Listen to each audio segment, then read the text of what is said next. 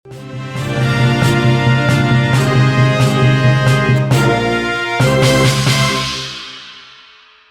sengketa lahan antara perusahaan raksasa properti PT Sentul City Tbk melawan Rocky Gerung memasuki babak baru. Adalah asal-muasal tanah yang disengketakan yang kini jadi bola liar.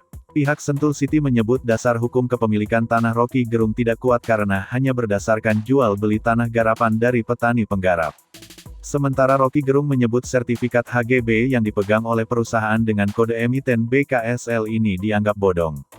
Belakangan diketahui, bahwa tanah sengketa tersebut sebelumnya berstatus tanah negara di bawah penguasaan BUMN PT Perkebunan Nusantara 12 atau PT PN 12.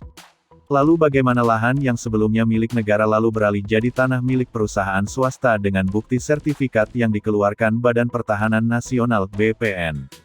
PT Sentul City Tbk mengakui kalau lahan yang disengketan tersebut sebelumnya memang adalah milik PT PN 12. Dikutip dari Keterbukaan Informasi Bursa Efek Indonesia, BI, Selasa tanggal 14 September tahun 2021, Sentul City mendapatkan lahan di Lembah Sentul yang masuk Kabupaten Bogor setelah menerima pelepasan tanah HGU milik PT PN 12 Pasir Maung. Luas lahan HGU yang beralih dari PT PN 12 ke Sentul City tersebut yakni mencapai 1.100 hektar. Lokasinya berada di Desa Bojongkoneng, Kecamatan Babakan Madang, Kabupaten Bogor. Tak dijelaskan, apa alasan PT PN 12 melepaskan lahan HGU di Sentul hingga ribuan hektar, meskipun lahan tersebut menempati lokasi yang sangat strategis karena berada di dekat Jakarta dan dekat dengan Tol Jagorawi.